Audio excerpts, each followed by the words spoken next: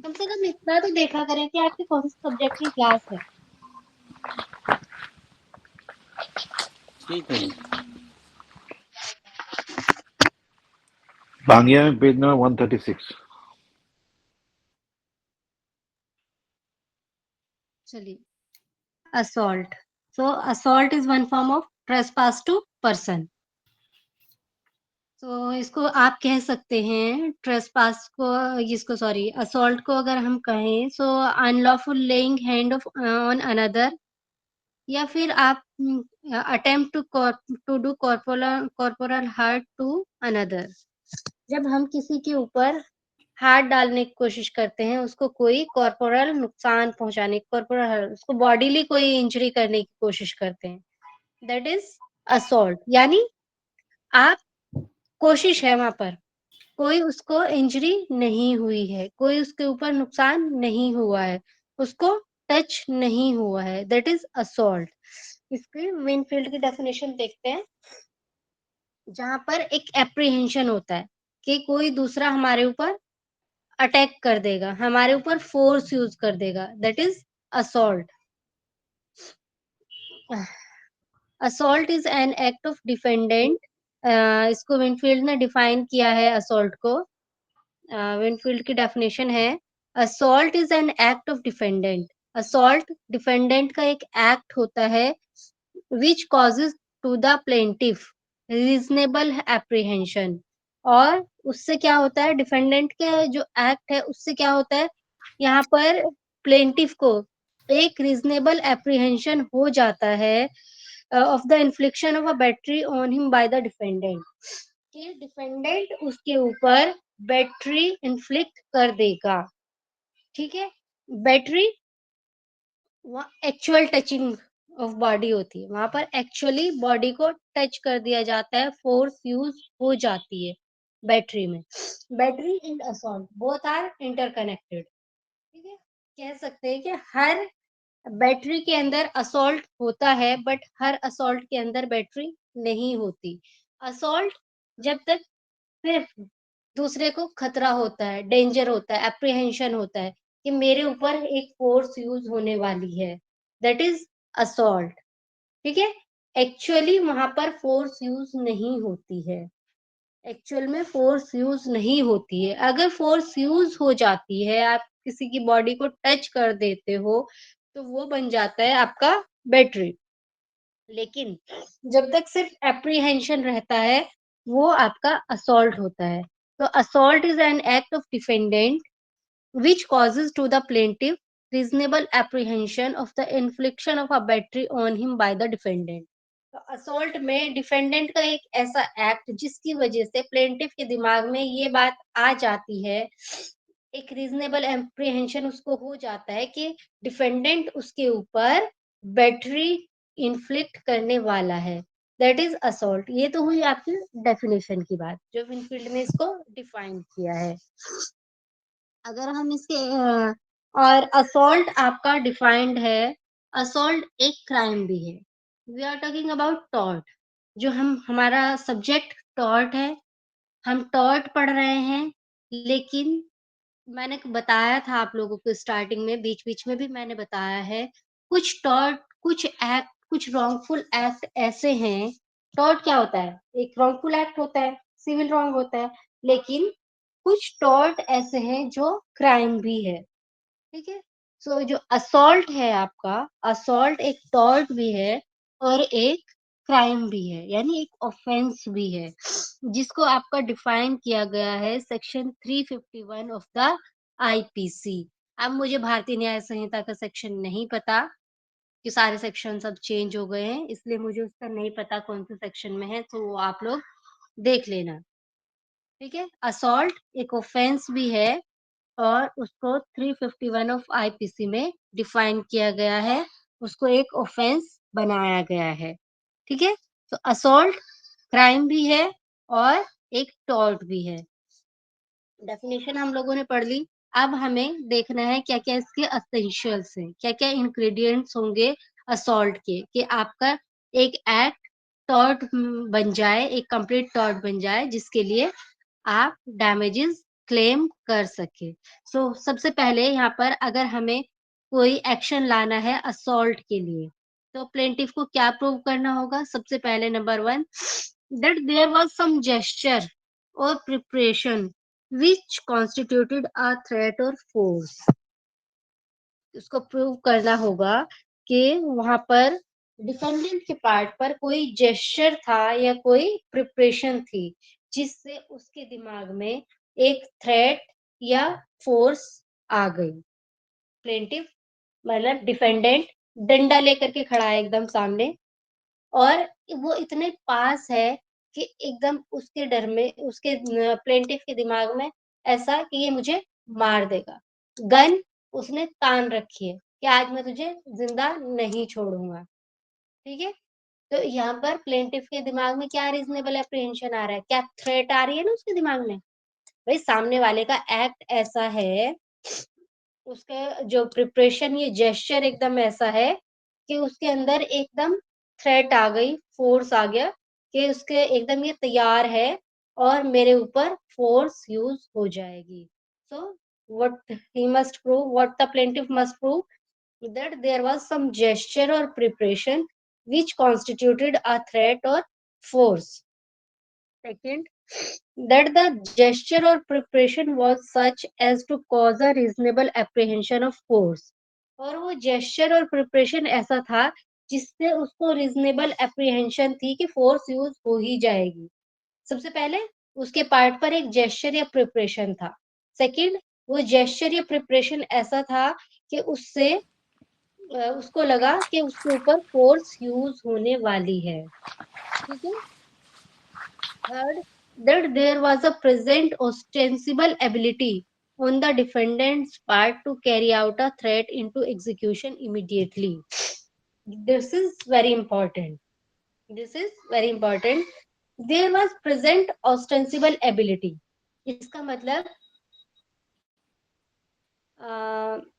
जो डिफेंडेंट है उसके पार्ट पर ostensible ability, इसका ये मतलब है कि जो डिफेंडेंट है वो जो बात कह रहा है उसको अपना पूरा मतलब, अगर वो एक थ्रेट कर रहा है, उसका जेस्चर ऐसा है कि मुझे मेरे अंदर डर पैदा हो रहा है उस एक्ट से, तो वो कैपेबल होना चाहिए उस काम को करने के लिए। लेट सपोज एक छोटा बच्चा कोई मतलब चाहे वो शार्प वेपन हो, कोई डंडा हो, कुछ भी हो, वो बच्चा है और मुझे डरा रहा है कि आज मैं मार दूंगा, तो वहां पर अगर एक बड़ा आदमी इस काम को कर रहा है तो हमारे अंदर एक डर पैदा हुआ कि हाँ अगर इसने सच में मार दिया तो मुझे इंजरी हो सकती है, यानी मेरे दिल में एक थ्रेट पैदा होगी। लेकिन अगर यही बात बच्चा बोल रहा है तो क्या ऐसा होगा? हालांकि कर सकता है वो, बट उसके अंदर ऑस्टेंसिबल एबिलिटी नहीं है। एक बच्चा है उसके अंदर ऑस्टेंसिबल एबिलिटी नहीं है, मतलब हम अ, ये एकदम हमारे अंदर डर पैदा नहीं होगा, क्योंकि अगर हम चाहें, अगर वो हमारे ऊपर अटैक करता है तो हम उसको बीच में रोक सकते हैं।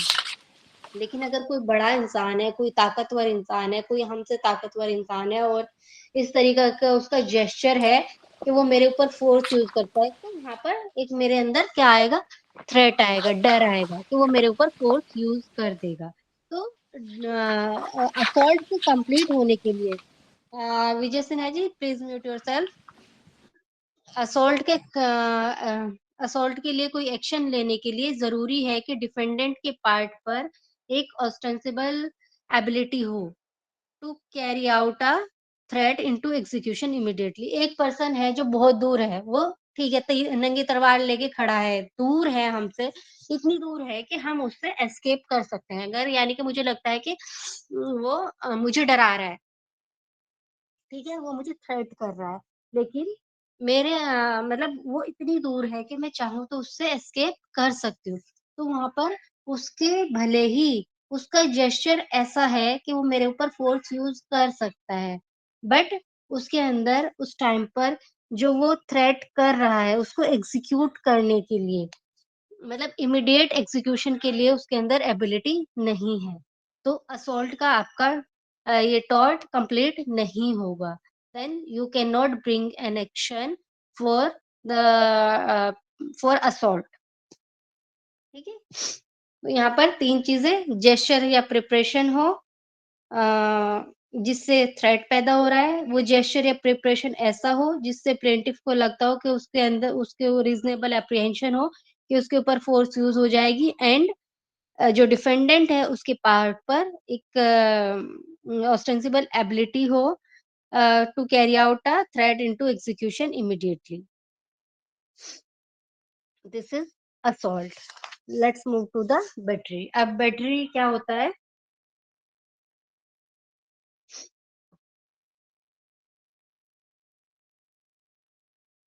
Battery is also an offence under IPC.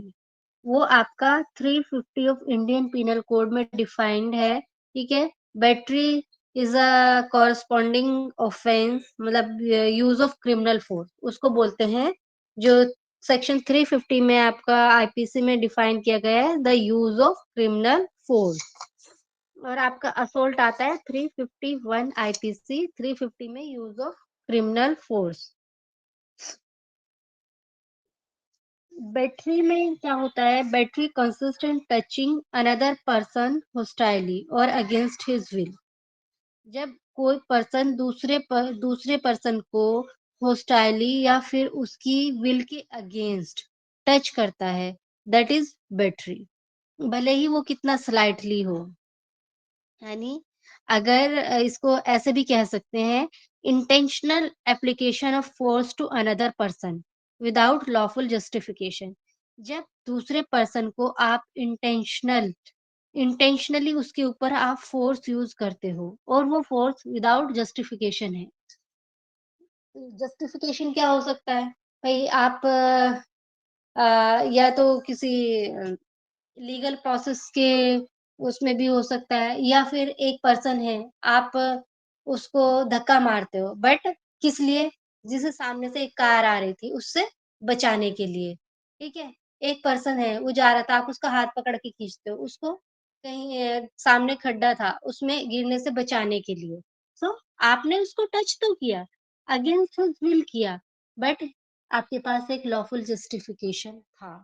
ठीक है, अगर लॉफुल जस्टिफिकेशन था, then it will not be battery.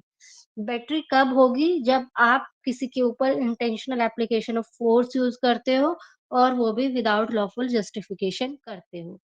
तो बैटरी में क्या होता है? Actual application of force to the person of another, यानी आप दूसरे पर्सन को एक्चुअल एप्लीकेशन ऑफ फोर्स करते हो विदाउट जस्टिफिकेशन, किसी रूड मैनर में, एंग्री मैनर में, किसी रेंजफुल मैनर में। और यहाँ पर जरूरी नहीं है कि आप उसको किसी ऑब्जेक्ट से टच करो, हाथ से टच करो, बट ये बिल्कुल भी जरूरी नहीं है। अगर उसके ऊपर किसी भी तरीके से, मतलब उसकी इंटेंशन के अगेंस्ट, उसकी विल के अगेंस्ट अगर आप किसी ऑब्जेक्ट से टच करो या अपनी बॉडी से टच करो, दैट डजंट मैटर। यानी अगर आप एक पर्सन के ऊपर पानी फेंक देते हो, दैट इज ऑल्सो फोर्स। ठीक है, आप उसको टच कर रहे हो, उसकी विल के अगेंस्ट टच कर रहे हो। आप किसी का दुपट्टा खींच देते हो, ठीक है, किसी का स्कार्फ खींच देते हो, वो सब भी आपका बैटरी में आता है। यानी कि least touching of a manner in anger is a battery.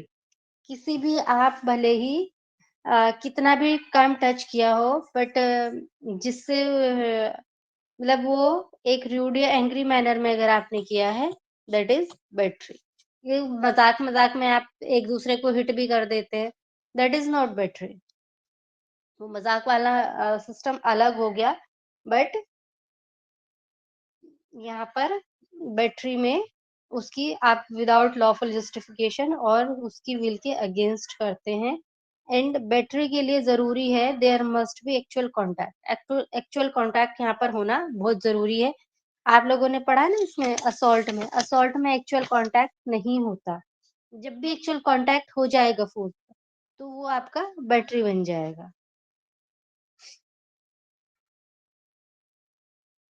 यहाँ पर इंटेंशन जरूरी है।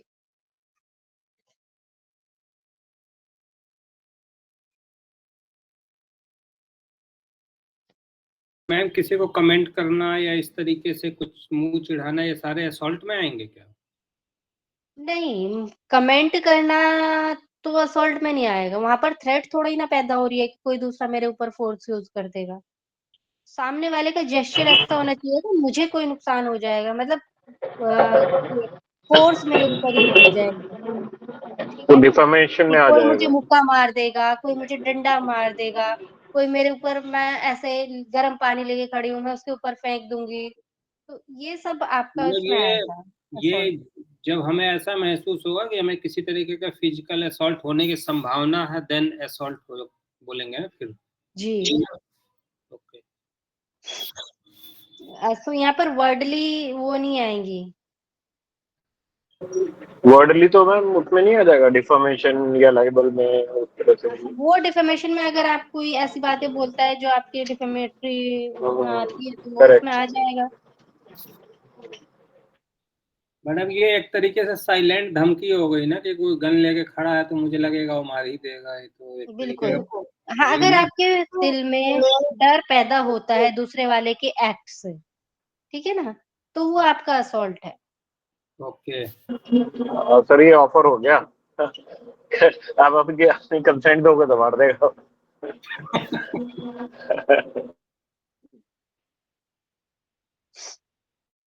ठीक है ना।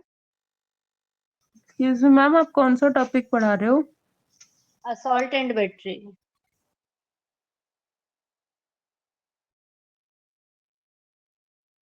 ठीक है।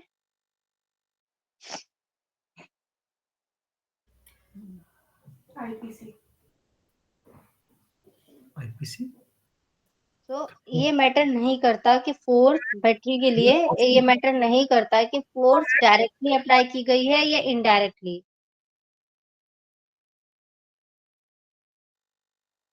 मैडम ये क्वेश्चन आता है क्या 20 मार्क्स का?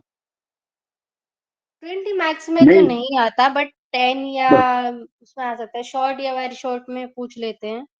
20 मार्क्स में असॉल्ट बैटरी डिफरेंशिएट ये सब करके आ भी सकता है। चलो। असॉल्ट किसका पार्ट है ये? मतलब हमने तो लास्ट में हमने एब्सोल्यूट प्रिविलेजेस वगैरह करी थी ना डेफामेशन की, उसके बाद कहाँ पर है ये?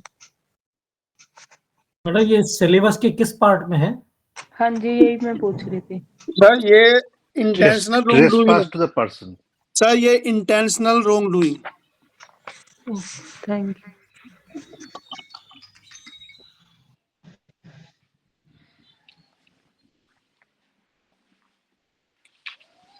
हो गया, अब स्टार्ट करें। यस मैम, आगे बढ़ाइए। So, ma'am, battery is also a tort and a crime both. Yes. What about assault Assault is also a tort and crime both. and trespass? This is trespass to person. Battery and Trespass to assault both are trespass to person. person. So both will be a crime as well and a tort. Yes. Okay, thank you.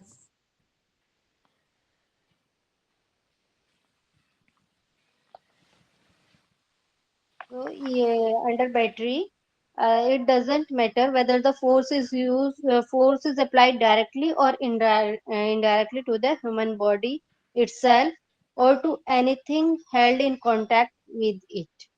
ठीक है। तो जैसे कि मतलब ये नहीं है कि आपको उसको डायरेक्टली ही फोर्स अप्लाई करनी है। अब एक पर्सन है जो अपना नॉर्मल गर्म वेदर में ठंडे पानी से नहा रहा है, आपने उसके पानी में गर्म पानी मिक्स कर दिया और इतना पानी, मतलब कि वो उसकी बॉडी जल गई। जल की भी नहीं गई, लेकिन उसको नुकसान हुआ उससे। भाई कौन चाहेगा इतनी गर्मी में गर्म पानी से नहाना? तो that is also a force. सर्दी में आपने किसी के ऊपर या कोई नहा रहा है, उसका पानी एकदम शील्ड कर दिया। सो ये मैटर नहीं करता कि डायरेक्टली उसके ऊपर मतलब कोई चीज यूज की गई है, डायरेक्टली फोर्स यूज की गई है या इनडायरेक्टली। यानी ये मैटर नहीं करता कि उसको हैंड से नुकसान पहुंचाया गया या मिसाइल से। अगर फोर्स यूज हुई है that is battery. मैम अगर बैटरी में कोई हर्ट एक्चुअल हर्ट ना हुआ हो फिर भी इट्स अ बैटरी.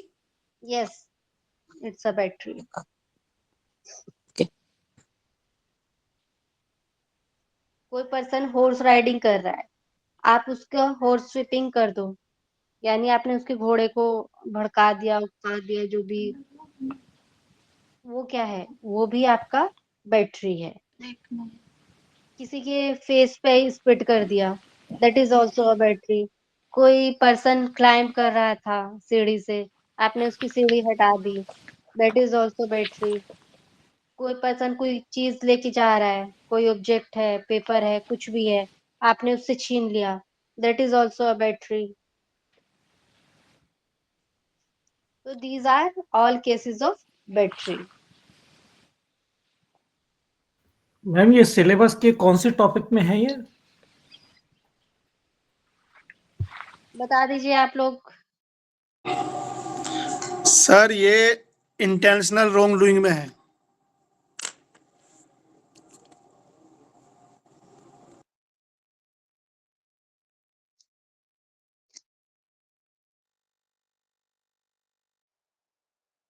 ये लाइबिलिटी में है या स्पेसिफिक टॉर्ट्स में है, किस में है? सर टोट based on intentional wrong doing. नहीं, स्पेसिफिक टोट्स में है। स्पेसिफिक टॉर्ट्स में हो? हाँ, स्पेसिफिक टोट चैप्टर नंबर 5। ठीक ठीक।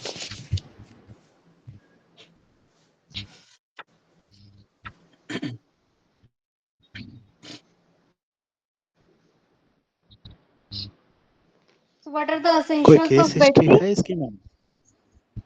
Essentials of battery क्या होंगे? The use of force,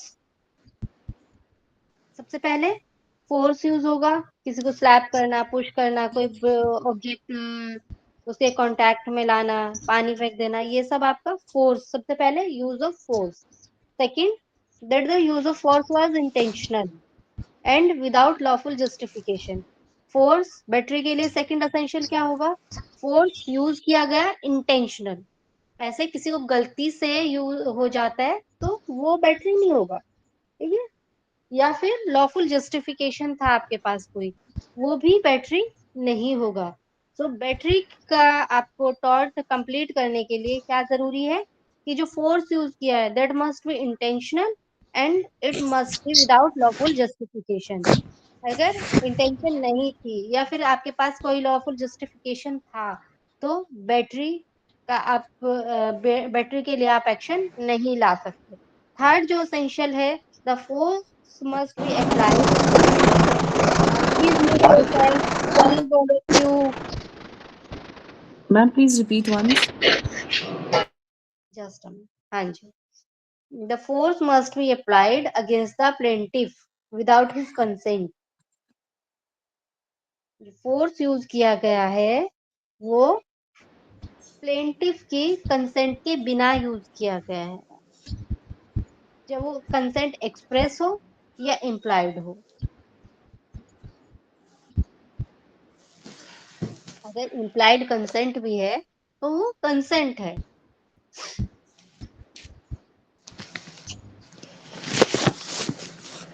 Anil ji, you आपने अगेन अपना जो है ना माइक ऑन कर लिया, मैंने अभी आपको म्यूट किया था। अपना अपने माइक का ध्यान रखा करिए, बहुत क्लास डिस्टर्ब होती है किसी के माइक ऑन होने से।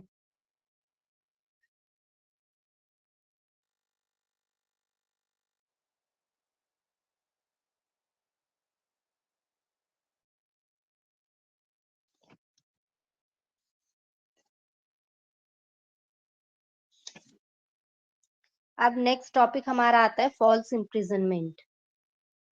False imprisonment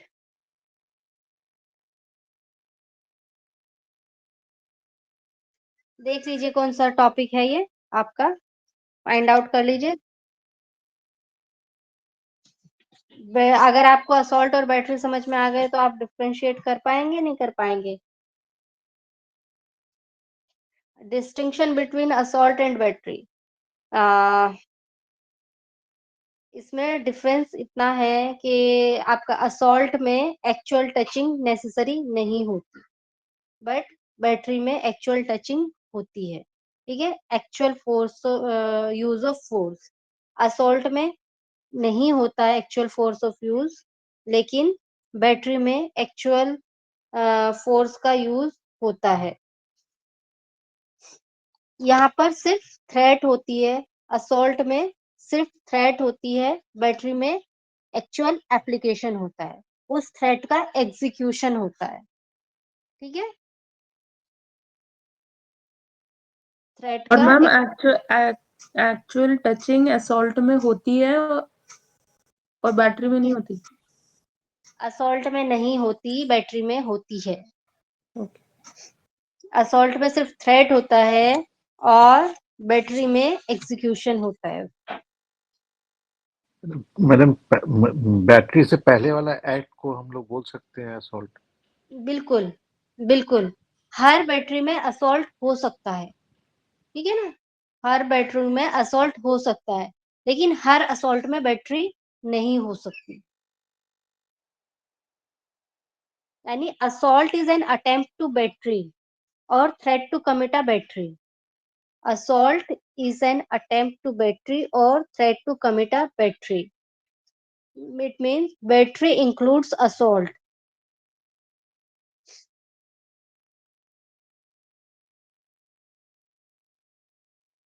But every assault does not include battery.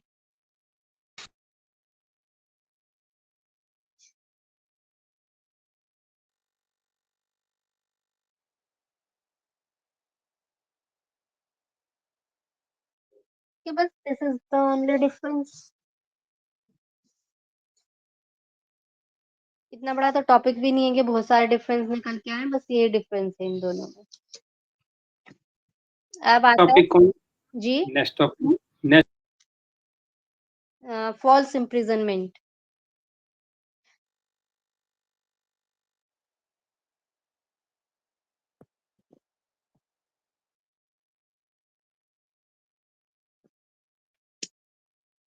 What is false imprisonment? False imprisonment is an unjustified act of arresting, imprisoning, or otherwise preventing a person from exercising his right of leaving the place in which he is.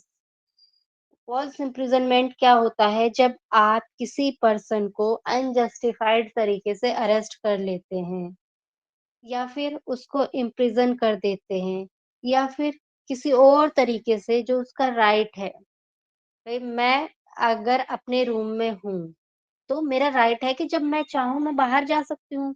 मैं जब चाहूँ अपने घर से बाहर जा सकती हूँ। मैं अगर मैं कहीं बाहर गई हूँ तो मैं उस जगह को छोड़ सकती हूँ। ये मेरा राइट है ना? लेकिन अगर मुझे प्रिवेंट कर दिया जाए, उस जिस प्लेस पर मैं हूँ उसको उससे कहीं और जाने के लिए, मतलब अगर मैं इस रूम में हूँ और मुझे बंद कर दिया जाए, मुझे कुछ ऐसा कर दिया जाए कि मैं उस रूम से बाहर नहीं जा पाऊँ। मैं अपनी छत पर हूँ, कुछ ऐसा कर दिया जाए कि मैं उस छत से नीचे नहीं आ सकूँ। That is false imprisonment. That is false imprisonment. यानी मेरा जो राइट है फ्रीली मूवमेंट करने का, उसको रेस्ट्रिक्ट अगर कर दिया जाता है, तो वो आपका फ़ॉल्स इम्प्रिजनमेंट होता है and it should be unjustified. Justified क्या होगा? किसी के पास किसी ने कोई किसी के ऊपर कोई चार्ज है, उसको अरेस्ट कर लिया जाता है। That is justified. भाई जस्टिफिकेशन है ना, किसी वारंट के ऊपर किसी को अरेस्ट किया जाता है, वो जस्टिफाइड है। बट अगर हम किसी का राइट है फ्री मूवमेंट का और हम उसके राइट को रेस्ट्रिक्ट कर देते हैं, वो आपका फॉल्स इम्प्रिजनमेंट कहलाता है। So false imprisonment is an unjustified act of arresting, imprisoning, or otherwise preventing a person from exercising his right of leaving the place in which he is.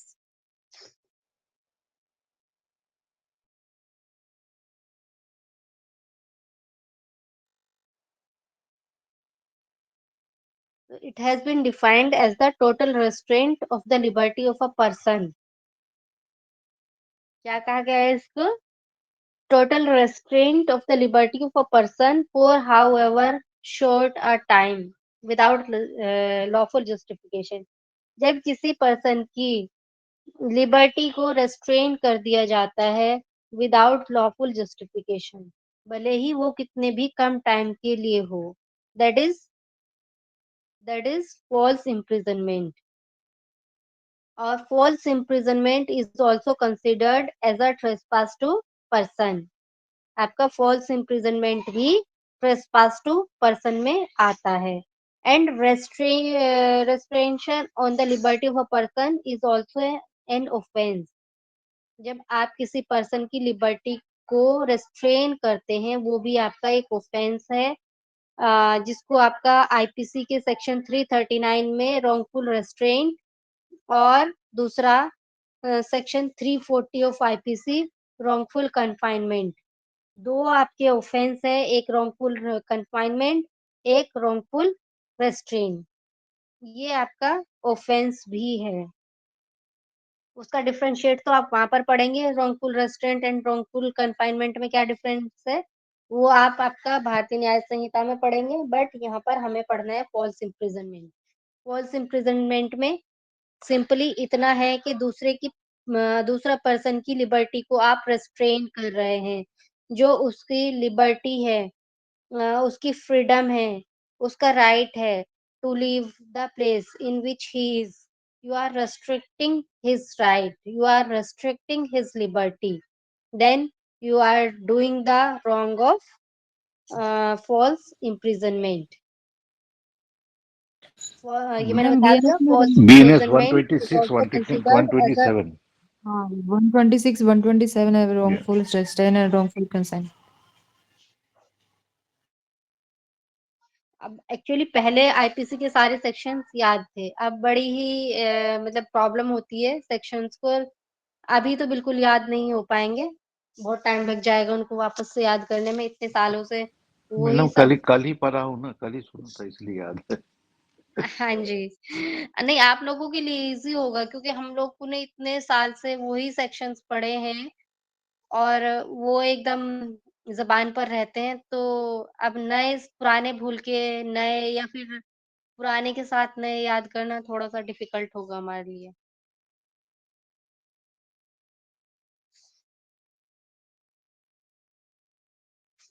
ठीक है। यहाँ पर फ़ॉल्स इम्प्रिज़नमेंट के एसेंशियल्स देखते हैं।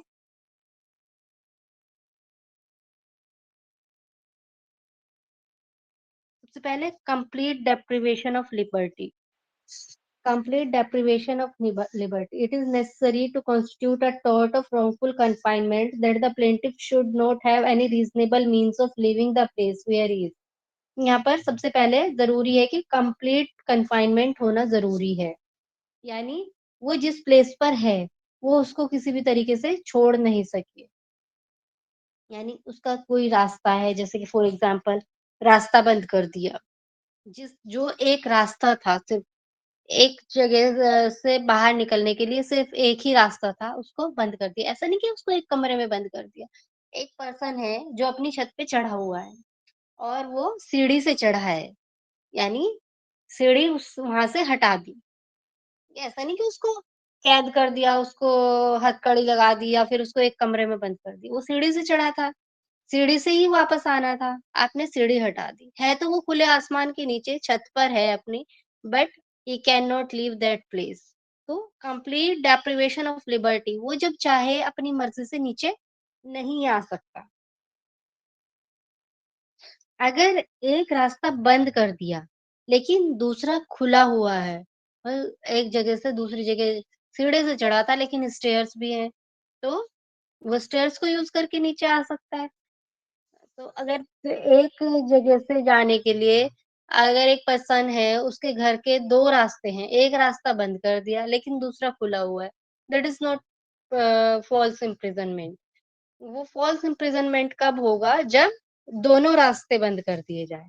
जितने भी रास्ते हैं वो सब बंद कर दिए जाएँ। If one direction by one path has been closed for him but another is open, there is no false imprisonment। The plaintiff need not prove actual imprisonment in the sense of imprisonment in gaol. He must prove that there is a complete deprivation of his liberty. A person is free to leave the place but has been deprived of his clothes. जैसे कि अगर कोई person है कि वो उसको बंद नहीं किया लेकिन उससे उसके कपड़े ले लिए, अब क्या वो बाहर जा सकता है? वो नहीं जा सकता क्योंकि उसको किसी भी तरीके से डिप्राइव कर दिया गया है कि वो उस प्लेस को नहीं छोड़ सकता। तो इसको माना जाएगा आपका complete deprivation of liberty. Second, आपका डिटेंशन मस्ट बी अनलॉफुल। एक आप यानी एक और आता है for knowledge of restraint. Knowledge of restraint, जिस पर्सन को डिटेन किया गया है जरूरी नहीं कि उसको इस बात की नॉलेज हो, लेकिन उसको a man may be detained without his knowledge. किसी पर्सन को उसकी नॉलेज के बिना भी डिटेन किया जा सकता है। उसको नहीं पता कि उसको डिटेन किया गया है, बट अगर उसको डिटेन किया गया है तो वो एक्शन ला सकता है। जब उसको पता चले तब लाएगा। ऐसा तो है नहीं कि उसको पता ही नहीं चला लेकिन वो फिर भी एक्शन ले आया। जब उसको डिटेन किया गया तब उसको नॉलेज नहीं थी, बट उसको बाद में पता चलता है that he was detained, then he can bring the suit for the false imprisonment. A man may be detained without his knowledge, and therefore, for the tort of false imprisonment, it is not necessary that the plaintiff should know that he has been detained. ठीक है।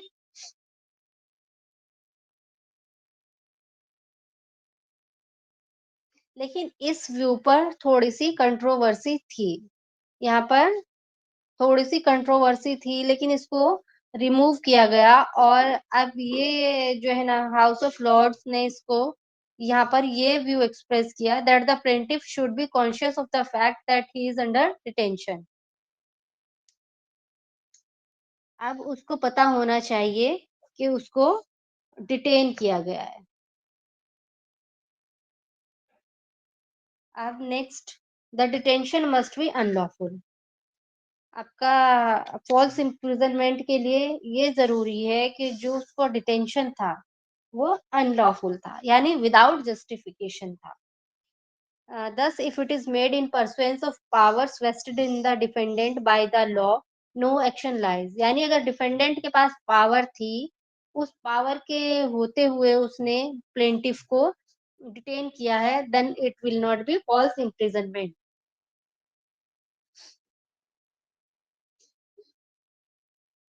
यहाँ पर period इममटीरियल है, but जो plaintiff है उसका detention defendant उसका detention करे या फिर उसके ऑर्डर्स पर डिटेंशन उसका किया गया हो।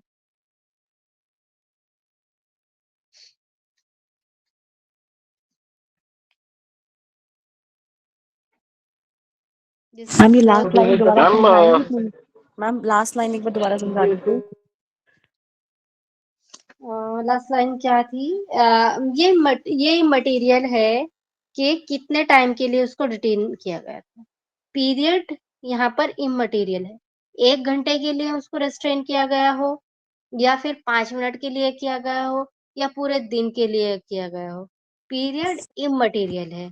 यहाँ पर मटेरियल क्या है कि ये तो डिफेंडेंट ने उसको डिटेन किया हो या उसके ऑर्डर्स पर डिटेन किया गया हो। मतलब डिटेंशन जरूरी है, और वो जो डिटेंशन हो दैट मस्ट बी अनलॉफुल। अगर यहाँ पर डिफेंडेंट ने किसी लॉफुल एक्शन में, अपने लॉफुल एक्शन में या अपने पावर्स का मतलब लॉफुल पावर्स का यूज करके डिटेंशन किया है, देन वो लॉफुल होगा, जस्टिफाइड होगा। तो इसके लिए फॉल्स मैम इम्प्रिजनमेंट के लिए एक चीज बताइए मैम, जब एज पर लॉ है तो फॉल्स इम्प्रिजनमेंट क्यों बोल रहे हैं इसको? एज पर लॉ कहाँ है? वही तो कह रही हूँ कि नहीं एज पर आपने लॉ। मैम अभी आपने बोला ना अगर एज पर लॉ है, डिटेंशन है, तो फॉल्स इम्प्रिजनमेंट बताया। वो अनलॉफुल डिटेंशन नहीं होगा, वो फॉल्स इम्प्रिजनमेंट नहीं होगा, मैं ये बोल रही हूँ। ठीक है मैम।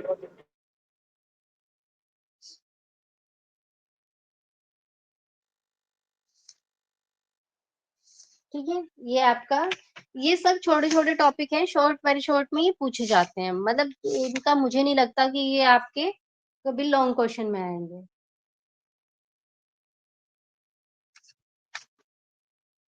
अब आपका एक टॉपिक आता है malicious criminal prosecution. Malicious criminal prosecution ये काफी इंपॉर्टेंट है, इसके ऊपर आपको क्वेश्चन आता है।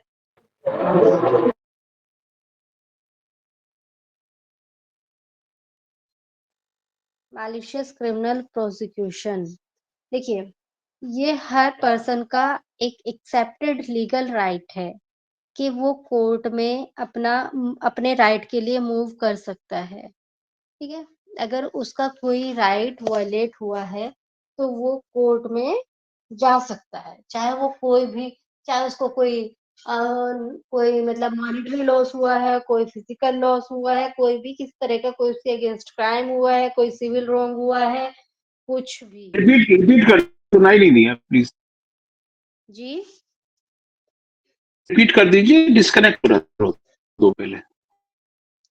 आपकी वॉइस क्लियर नहीं है। अभी अब आ रही है।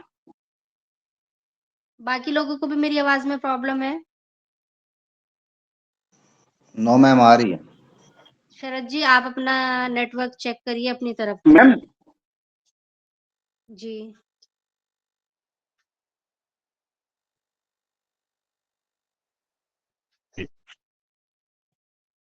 Thank you. ठीक है, सो हर पर्सन का लीगल राइट है, एक्सेप्टेड लीगल राइट है कि वो कोर्ट में मूव कर सकता है अगर उसका कोई भी राइट वायलेट हुआ है। लेकिन सेम टाइम पर उसकी यहाँ पर एक कॉरस्पॉन्डिंग लीगल ड्यूटी भी है। हर पर्सन की एक लीगल ड्यूटी है, कॉरस्पॉन्डिंग लीगल ड्यूटी है कि अगर वो प्रोसीडिंग स्टार्ट करना चाहता है, उसका कोई राइट वायलेट हुआ है तो वो कर सकता है, लेकिन वो अपने उस राइट को यूज करने की वजह से किसी दूसरे को हरेस नहीं करे। ठीक है, अगर वो कोई लीगल प्रोसीडिंग इनिशिएट कर रहा है तो वो ऐसी नहीं हो कि वो इम्प्रॉपर हो, वेक्सेशियस हो और जिससे दूसरे को हरेसमेंट हो। अगर वो ऐसा करता है तो इसको आप बोलते हैं मैलिशियस क्रिमिनल प्रोसिक्यूशन, एक तरीके से कह सकते हैं। तो अगर कोई पर्सन लॉ को मोशन में लाता है अपने राइट को यूज करने के लिए नहीं, मतलब उसके अपने सिर्फ राइट का सही इस्तेमाल करने के लिए नहीं, बल्कि दूसरे को कोई नुकसान पहुंचाने के लिए, ठीक है, उसको दूसरे को हरैश करने के लिए वो कोई सूट फाइल कर रहा है, कोई जो है ना क्रिमिनल प्रोसीडिंग इनिशिएट कर रहा है, लेकिन अपने लिए नहीं, मतलब ऐसा नहीं कि उसको कोई नुकसान हुआ है, बट दूसरे को परेशान करने के लिए, इन ऑर्डर टू हरेस अदर। तो क्या होगा वो क्रिमिनल मैलिशियस क्रिमिनल प्रोसिक्यूशन। इसकी डेफिनेशन देख लेते हैं क्या होती है। Malicious criminal prosecution may be defined as the institution against an innocent person। आप कोई सूट इंस्टीट्यूट कर रहे हैं किसी इनोसेंट पर्सन के अगेंस्ट, और वो कैसा है, अनसक्सेसफुल क्रिमिनल प्रोसीडिंग। जो आपने सूट इंस्टीट्यूट क्रिमिनल प्रोसीडिंग किसी इनोसेंट पर्सन के अगेंस्ट इनिशिएट की थी वो अनसक्सेसफुल थी।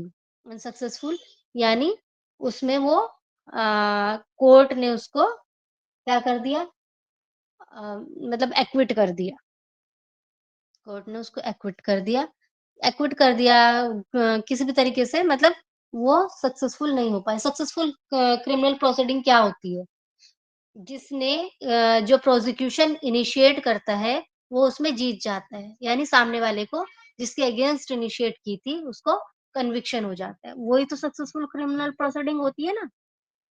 अनसक्सेसफुल किसी भी ग्राउंड पर वो प्रोसीडिंग कंप्लीट नहीं हो पाई, यानी सामने वाले को सजा नहीं हो पाई, तो क्या हुआ ये, the institution against an innocent person unsuccessful criminal proceeding. कोई क्रिमिनल प्रोसीडिंग इनिशिएट की थी which was unsuccessful against an innocent person without reasonable and probable cause। और जो आपने वो इनिशिएट की थी उसका आपके पास कोई रीजनेबल या प्रोबेबल कॉज नहीं था, and in a malicious spirit, और आपने किस लिए वो इनिशिएट की थी? एक मैलिशियस स्पिरिट से। यानी मैलिशियस स्पिरिट क्या होती है? दूसरे को नुकसान पहुंचाने की जब स्पिरिट होती है किसी के अंदर, दूसरे को नुकसान पहुंचाने की भावना से आपने उसको इनिशिएट की थी। That is from an indirect and improper motive and not in furtherance of justice. और आपने वो जस्टिस के लिए नहीं की थी, इम्प्रॉपर मोटिव से की थी।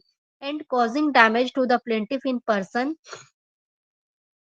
और उसका पर्पस क्या था?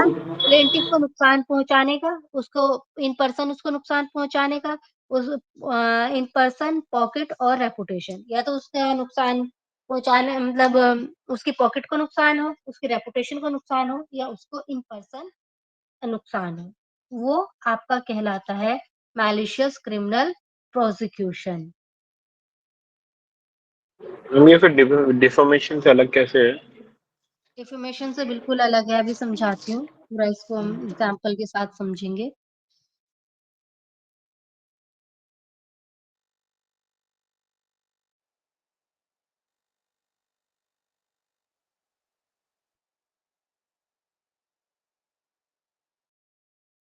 हाँ जी।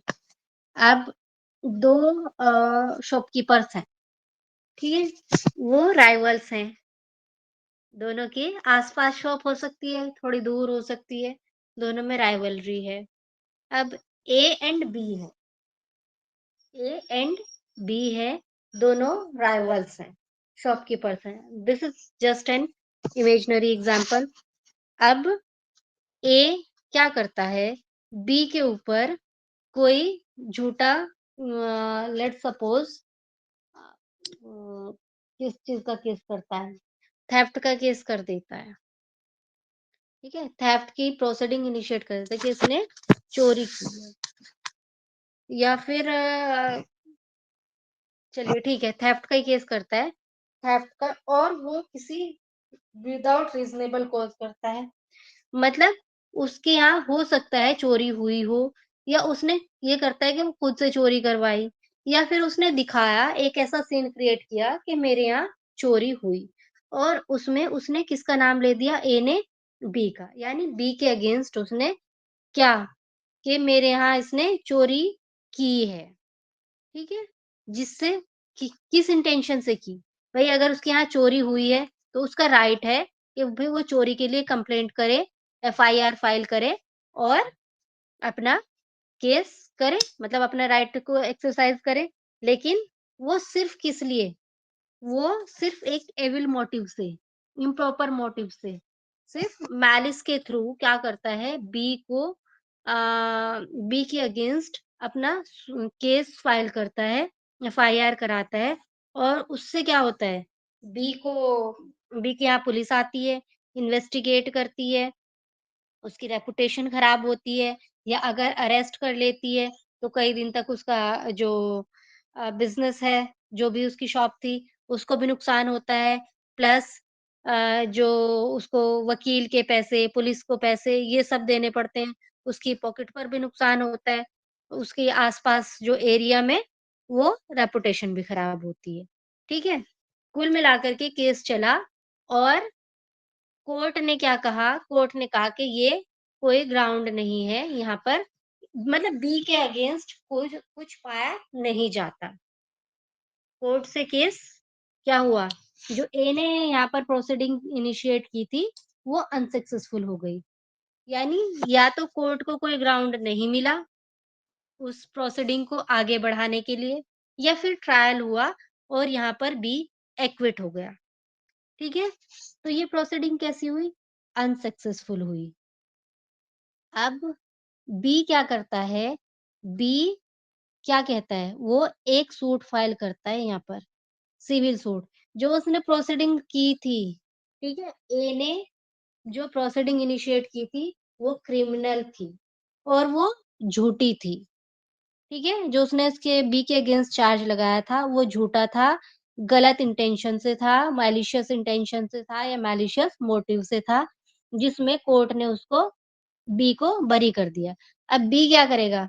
यहाँ पर मैलिशियस क्रिमिनल प्रोसिक्यूशन के लिए सूट लाएगा कि यहाँ पर ए ने मेरे अगेंस्ट एक झूठी क्रिमिनल प्रोसीडिंग इनिशिएट की थी, जो कि अनसक्सेसफुल थी। उसने मैलिशियस इंटेंशन से की थी, क्योंकि भई हम बिज़नेस में राइवल्स हैं, मुझे नुकसान पहुँचाने की वजह से उसने की थी और जिसका टर्मिनेशन किसके फ़ेवर में हुआ था?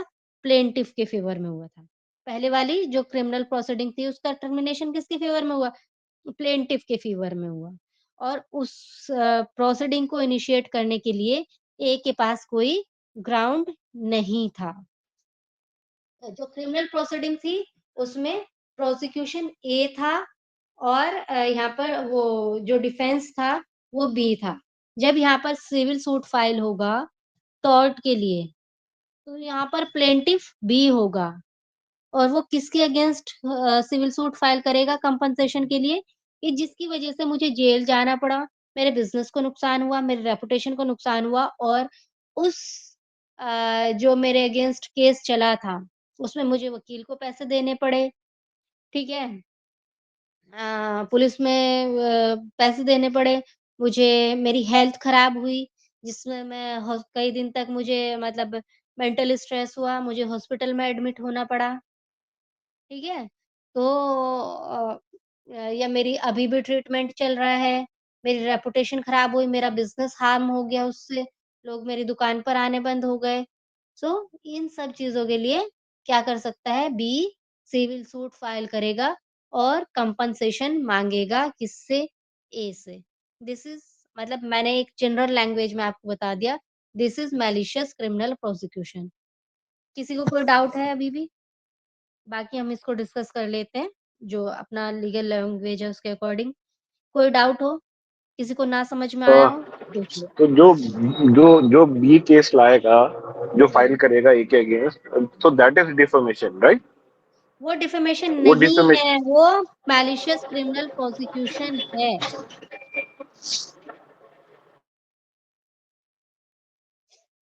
मैम मतलब ये किसी केस का अगेंस्ट ही होगा ना, फ्रेश तो हो नहीं सकता जी, ना। जी, जब कोई किसी के ऊपर झूठा चार्ज लगा के किसी को केस में फँसाता है और कोर्ट कह देती है कि ये केस झूठा था, तो जिसके अगेंस्ट चार्ज लगाया गया था, वो मैलिशियस क्रिमिनल प्रोसिक्यूशन के लिए सिविल सूट ला सकता है कंपनसेशन माँगने के लिए उस इंसान से, सीधे-सीधे मैम लैंग्वेज। इसमें मैम इसमें केस फाइल होना ज़रूरी है या कोई एफआईआर भी कर सकता है किसी के अगेंस्ट जो नहीं, पुलिस को ज़्यादा केस कुछ होना मिलता ज़रूरी नहीं है? है, खाली केस होना एफआईआर से ज़रूरी है। नहीं होगा। केस हुआ, ओके। कोर्ट्स ने मतलब मना कर दिया, किसी भी ग्राउंड पे, ज़रूरी नहीं वो एक्विट हुआ हो। अभी किसी भी तरह से प्रूव नहीं हो पाया या बेनिफिट ऑफ डाउट मिल गया एक्यूज्ड को, कुछ भी हो सकता है। वो जो क्रिमिनल प्रोसीडिंग थी that was unsuccessful. Okay, thank you. Ma'am ये अगेंस्ट स्टेट भी कर सकते हैं, जैसे स्टेट आप पे एक्शन ले और वो प्रूव स्टेट के नहीं हो। अगेंस्ट कैसे कर सकते हैं? स्टेट आपके अगेंस्ट। स्टेट का किसी के पर्सन के अगेंस्ट क्या क्रिमिनल इंटेंशन हो सकती है? नहीं, क्रिमिनल इंटेंशन तो नहीं हो सकती। प्रूफ तो मैम इस तरीके से है कि ये they have criminal prosecution malicious criminal prosecution का सूट तभी आएगा जब ये मैलिशियस इंटेंशन से लाया गया हो, ओके। पहले वाला केस। मैम अगर एक्चुअल में चोरी हुई है, जैसे आपने चोरी का एग्जांपल दिया, अगर एक्चुअल में चोरी हुई है तो वो इस सिनेरियो में नहीं आएगा ना? नहीं, ये मैंने मैम सिर्फ एक फॉर जस्ट एग्जांपल एग्जांपल दिया। कोर्ट मैम ने फॉर कह दिया कि कोई ग्राउंड ही एग्जांपल नहीं था। जी, कहिए? मैम फॉर एग्जांपल अगर पुलिस ने रॉन्गफुली किसी को इम्प्रिजन कर दिया एक मर्डर चार्ज में फॉर एग्जांपल और केस चला और केस में वो एक्विट हो गया, तो क्या हुँ, स्टेट के अगेंस्ट केस नहीं किया जा सकता बिकॉज कुछ प्रूफ तो नहीं, हुआ नहीं? नहीं हो पाएगा, नहीं होता इसमें। नहीं। ओके। चलिए, मैडम आप ये क्या चैप्टर यही होगा ना, एब्यूज ऑफ लीगल प्रोसीडियर। जी, बिल्कुल। Abuse of legal process. Ma'am malicious आपने वो नहीं इंटेंशन। बताया डिफेमेशन कैसे लिमिटेड लिंक्ड है इससे, क्रिमिनल से, आपने वो नहीं बताया। डिफेमेशन में सिर्फ आप मुँह से बोल दी कोई बात, डिफेमेशन में आपने मुँह से बोल दी तो डिफेमेशन हो गया। डिफेमेशन अपने आप में एक टॉर्ट है, लेकिन यहाँ पर आपने केस चलाया दूसरे के ऊपर, तब जाकर आप मैलिशियस क्रिमिनल प्रोसिक्यूशन का सूट फाइल कर सकते हैं। आपने इसका मतलब डिफेमेशन पढ़ा ही नहीं है। मैम मेरा एक क्वेश्चन है but it is not related to today's class, क्या मैं पूछ सकती हूँ आपसे अभी? जी पूछिए। आपने शुरू में पढ़ाया था persons who can not be sued or who can not सू। जो नोट्स हमें कॉलेज से मिले उसमें कॉन्विक्ट्स या फेलेंस भी लिखा हुआ है, बट जो हाँ, डेफिनेशन दी हुई है under English law and Indian law मुझे बहुत कंफ्यूजिंग लग रही है। So can you please explain in layman's terms, जो कॉन्विक्ट्स होते हैं they in India and Britain they can sue for their rights or they can not बिल्कुल sue for वो देयर स्यू राइट्स? कर सकते हैं। पहले पहले इंग्लैंड में ऐसा था कि वो स्यू नहीं कर सकते थे ओके अगेंस्ट प्रॉपर्टी, लेकिन वहां पर भी कोई एक्ट था जब मैंने पढ़ाया था कि उसके एक्ट के आने के बाद वो स्यू कर सकते हैं। बट इन पर्सन हुआ है तो वो स्यू कर ही सकते हैं। और इंडिया में अगर कन्विक्ट है, ठीक है, वो मैंने केस में बताया था कि